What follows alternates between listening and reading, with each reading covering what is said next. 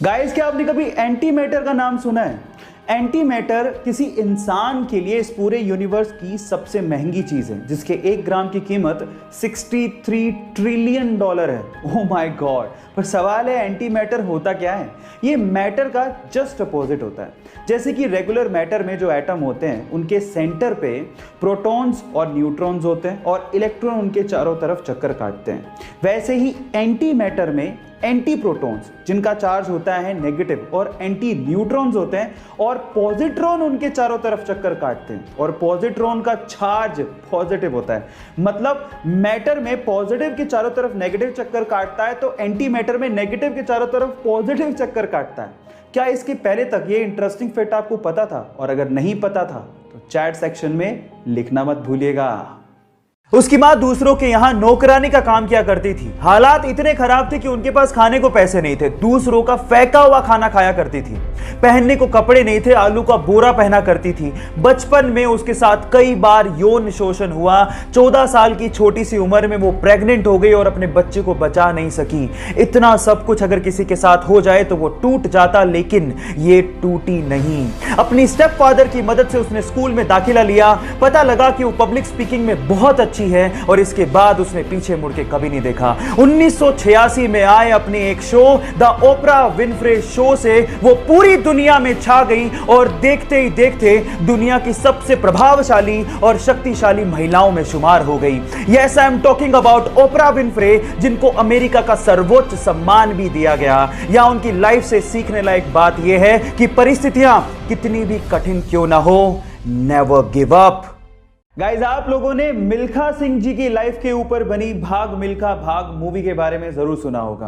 अब इसी से जुड़ी एक इंस्पिरेशनल बात मैं आप लोगों को बताने जा रहा हूं। इंस्पिरेशनल बात यह है कि मिल्खा सिंह जी ने भाग मिल्खा भाग के प्रोड्यूसर से एज अ रॉयल्टी मात्र 1 रुपया चार्ज किया। जी हां गाइज, मात्र 1 रुपया। वो चाहते तो कितना भी चार्ज कर सकते थे, लेकिन उन्होंने ऐसा नहीं किया, क्योंकि वो इस मूवी से पैसा नहीं कमाना चाहते थे, बल्कि वो ये चाहते थे कि वो इंडियन यूथ को एक मैसेज दें, जिससे वो क्रिकेट के अलावा बाकी स्पोर्ट्स पर भी ध्यान दे सकें और भारत, हमारा देश, इन बाकी स्पोर्ट्स में भी बहुत अच्छा कर सके। गाइज, महान लोग ऐसे ही महान नहीं होते, उनकी सोच उन्हें महान बनाती है। इस फैक्ट को जान के आपको कैसा लगा, चैट सेक्शन में लिखना मत भूलिएगा। कारगिल युद्ध में हमारे देश के लिए लड़ रहे देवेंद्र पाल सिंह जी ग्रेनेड हमले की वजह से बुरी तरह से घायल हो गए। इस वजह से डॉक्टर्स को उनका एक पैर काटना पड़ा और डॉक्टर्स ने यह तक कह डाला कि आप कभी अब चल नहीं पाओगे। लेकिन उन्होंने डॉक्टर्स को जवाब दिया कि आप चलने की बात करते हो, मैं आपको दौड़ के बताऊंगा।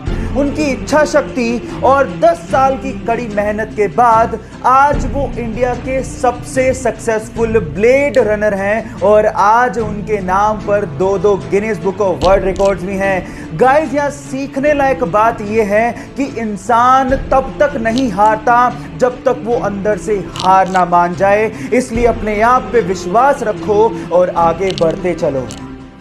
बेंगलोर का एक कॉमन मैन जो पेशे से नाई है, उसने अपने हार्ड वर्क की बदौलत ऐसा अनकॉमन अचीव किया है जिसे आप सुन के हैरान रह जाएंगे। उसके पास टोटल 378 कारें हैं, जिसमें से 120 कारें लग्जरियस हैं, जैसे कि Rolls Royce, BMW, Jaguar, Audi. ये उसकी कारों के जखीरे में शामिल हैं। अब आप लोग सोच रहे होंगे कि ये सब उसे विरासत में मिला होगा। नहीं, 14 साल की उम्र में वो अखबार और दूध बेचने में मजबूर था। पापा के नाई के बिजनेस को वो आगे बढ़ा रहा था, लेकिन वो लाइफ में कुछ बड़ा अचीव करना चाहता था।